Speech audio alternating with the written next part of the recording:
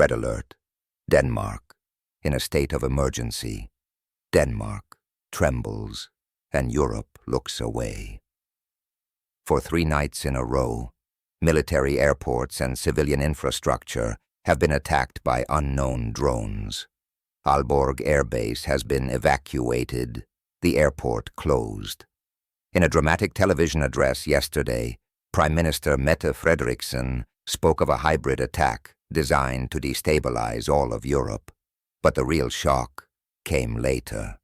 The drones, it is suspected, may have been controlled from a Russian warship off the Danish coast, without signal, without detection.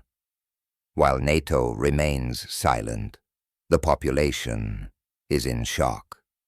How can an attack take place in the middle of EU territory and no one react? Denmark is no longer the first link in the chain. It is the new target, and if what has now been discovered is true, then Europe is facing an escalation that no one can control. Warship disguised, Russians on Europe's doorstep. What has now come to light is enough to make even hardened analysts shudder. A Russian landing ship. The Alexander Shablin lay undetected for days, just 12 kilometers off the Danish coast, without any order signal. The discovery, not a NATO radar, not a military satellite, but Danish journalists who flew over the sea on their own initiative by helicopter. What they found is like a nightmare, a fully armed warship that had hidden in the shadow of civilian tankers in the middle of NATO territory. The position of the ship, exactly between Langeland and Lolland, is in the immediate vicinity of the airports that have been crippled by drones in recent days. The question is obvious. Were these drones controlled directly from the Russian ship? And if so, why didn't anyone know about it? While the Danish government declared a red alert and stationed additional defense systems, the public is casting an increasingly angry eye on Brussels and Berlin. How could a hostile warship operate undetected in European territorial waters? What is NATO doing? What is the EU doing? One commentator wrote, "If we don't even know who is off our coast, how can we protect our citizens? The credibility of Western security architecture is at stake, and people feel it. It's no longer just about Denmark. It's about the question, is Europe defenseless? And while the situation in the north is escalating, a completely different confrontation is brewing in the west, with bombers, fighter jets, and a clear message from Moscow. Putin's bombers over Alaska, USA, strikes back. While Europe is still puzzling over how a Russian warship could lurk undetected off Denmark for weeks, the next escalation is taking place on the other side of the Atlantic. The North American Aerospace Defense Command, NORAD, reported an alarm on Wednesday evening. 2 strategic Tu-95 Bear bombers and 2 modern Su-35 fighter jets were discovered just a few hundred kilometers off Alaska in the so-called Air Defense Identification Zone of the USA. It is the first time in months that Russia has been so aggressive in the immediate vicinity of the American mainland. The reaction of the USA was prompt. 4 F-16 interceptors took off, accompanied by an E-3 early warning aircraft and several tanker aircraft. Within minutes, the Russian formation was identified and escorted. Officially, there was no violation of airspace, but the message from Moscow is unmistakable. We are here, and we can get closer at any time. For many observers, this incident was not routine, but a direct response to Donald Trump's harsh words. Only a few days ago, the U.S. president publicly ridiculed the Russian army and described it as a paper tiger, unable to withstand a serious conflict. Now, Putin's counterattack. He sends the paper tigers right to the USA's doorstep to show that they still have teeth. There has been nervousness in Washington ever since. Military analysts warn that such provocations can quickly get out of control, because a false alarm, a wrong push of a button, and suddenly Two nuclear powers are on the brink.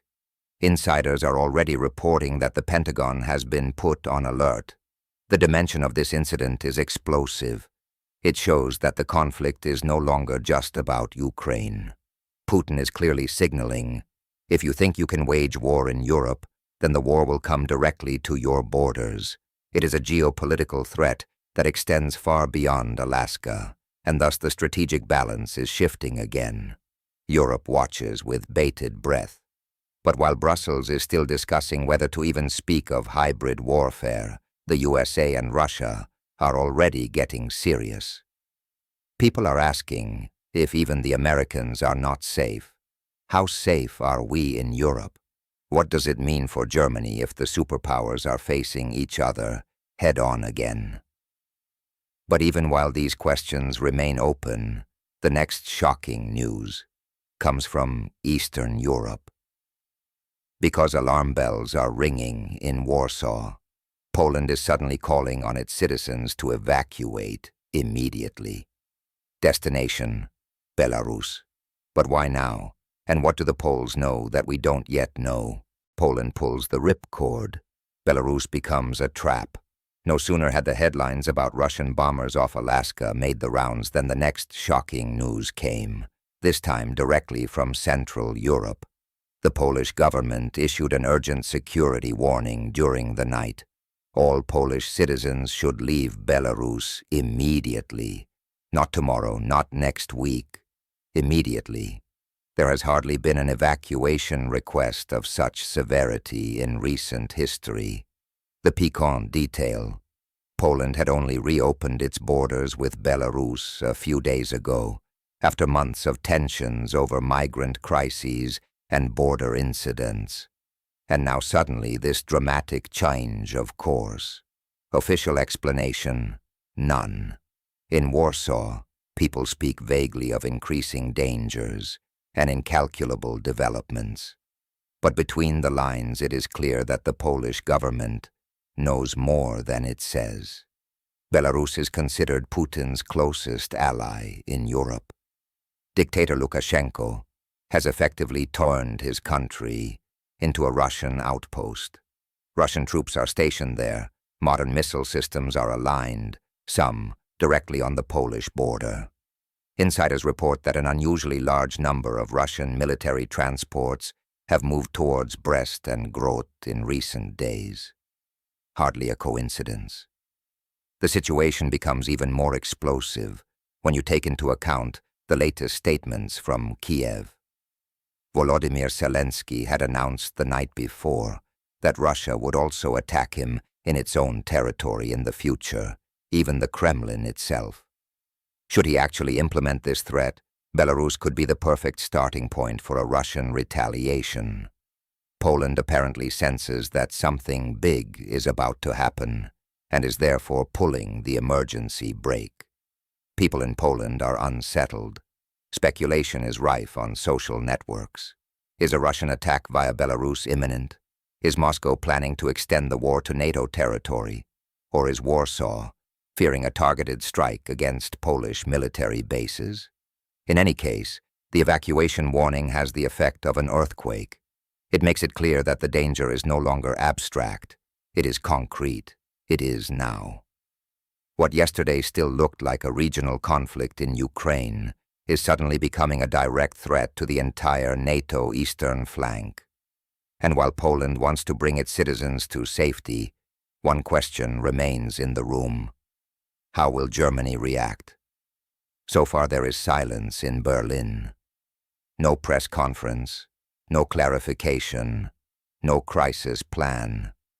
People are asking, if even Poland is sounding the alarm, why aren't we? But before Berlin could even take a position, Zelensky himself stepped in front of the cameras again, and this time with an announcement that overshadows everything, because he claims that with the support of the USA, he is ready to attack Putin directly. And that is exactly what could plunge Europe into an abyss from which there is no escape. Zelensky wants to attack Putin with US weapons. It is the news that surpasses all previous headlines and plunges Europe into a sheer horror. Volodymyr Zelensky, the Ukrainian president, is said to have presented a plan behind closed doors that sounds almost inconceivable, a direct attack on Moscow, on the heart of Russia, on the Kremlin itself. And not only that, he is even said to have demanded support from the USA for this. Reports from Kiev and Washington suggest that Zelensky spoke personally with Donald Trump about the provision of long-range missiles that would be able to penetrate to the center of Moscow and hit Putin's power apparatus there. Insiders say that Zelensky is even said to have presented Trump with secret attack plans, a revelation that, if true, would finally cross the red line. The consequences would be fatal, because an attack on the Kremlin would be tantamount to a direct attack on the state itself for Russia. Moscow has warned several times. Should there ever be a strike on the political decision-making centers, the response will be devastating, by all means, including nuclear. Military experts warn that such an escalation could open Pandora's box. A targeted attack on Putin personally would be more than a tactical maneuver. It would be an act of declaration of war that would bring the world to the brink of a nuclear conflict. In Kiev, on the other hand, people are showing a fighting spirit. Zelensky emphasizes that Ukraine has the right to defend itself by all means. But critics ask, is it really defense, or already a war of aggression? And above all, is he not dragging all of Europe into the abyss? Nervousness is increasing. In Poland, many suspect that these plans were the reason for the sudden evacuation warning. If Ukraine actually fires long-range missiles at Moscow, and these also come from NATO stocks, then Putin's response is predictable: retaliation. And Belarus would be the ideal springboard to target Poland or the Baltic states. Unease is growing in Germany. Officially, the government is silent, but the social networks are simmering. Citizens are asking, does Zelensky want to drag us into World War III? Others write, we never voted for this course. Trust in politics continues to crumble. And while Zelensky in Kiev is talking about victories and historic opportunities, millions of Europeans are facing a reality that allows only one question: how long can we escape this abyss? But the real tragedy is unfolding in Berlin, in the heart of Europe, where the government of the continent's largest economy continues to remain silent while the world is on the brink of catastrophe. Germany is silent, and that has consequences. While alarm bells are ringing in Warsaw, drones are circling in the sky in Copenhagen, and fighter jets are taking off in Washington, there is one thing in Berlin: silence. No crisis summit, no television address, no emergency plan. The largest economy in Europe, and at the same time, the country in the center of the continent is silent, as if it were none of its business. In the Bundestag, there is a dispute over budget figures, while the fuse has long been burning on the EU's external borders. The Chancellor is silent, the ministers are silent, and the population is asking, why is nobody telling the truth here? Even in the evening news, the word war is avoided, as if one could hide reality by being silent. But it is precisely this silence that has consequences. More and more citizens feel abandoned. They see how Poland is bringing its citizens to safety, how Denmark is declaring a red alert, and how Germany is acting as if everything is just a side note. The mood is tipping on social networks. Comments like, "We are defenseless," or "Berlin is selling us out," reach hundreds of thousands of likes. Things are also simmering in the political arena. Behind closed doors, insiders report there are fierce disputes. Parts of the government want to support the NATOs. Others warn urgently against an escalation that would bring Germany directly into Russia's crosshairs. But nothing gets out. Officially, it only says no statement. However, Berlin's silence is increasingly being interpreted as weakness. Partners in Eastern Europe are asking whether Germany is even still prepared to take responsibility.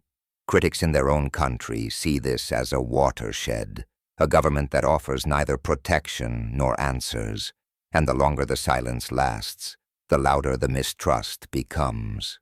The consequences are already visible. Trust in the institutions is falling rapidly. Surveys show that a growing proportion of the population no longer believes in Berlin's ability to act. Instead, the yearning for alternatives is growing, be it a stronger nation-state, be it a radical break with Brussels.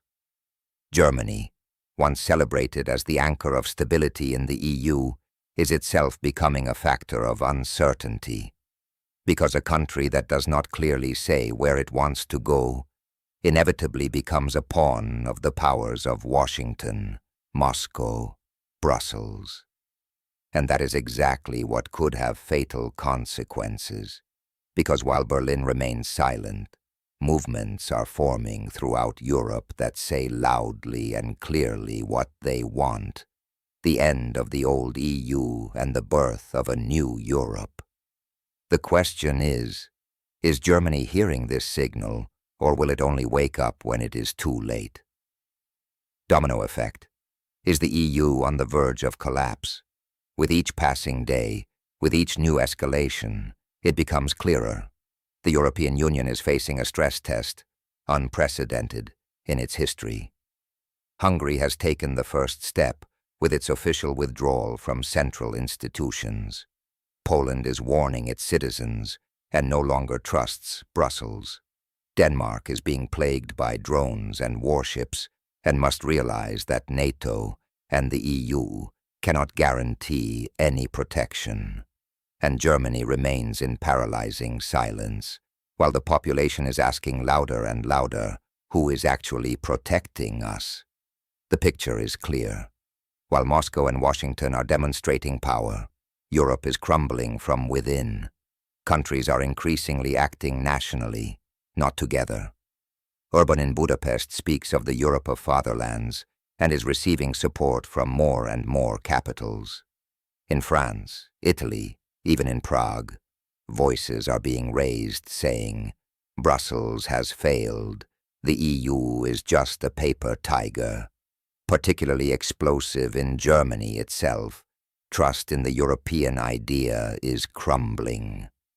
Surveys show historical lows, and many people have the feeling that billions are flowing into a war, while insecurity, energy crisis, and social tensions are increasing in his own country. Why should we pay for Brussels if we can't even protect our borders? This sentence appears more and more often in comments.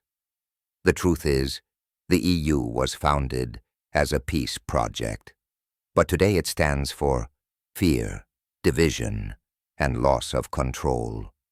The question is no longer whether the project will fail, but how quickly.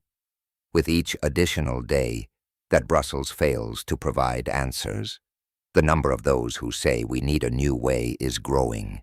And this is exactly where the explosive power lies. If even core countries like Germany begin to turn away, then the European house of cards could collapse. Not because of Putin's missiles, not because of American bombers, but because of its own failure.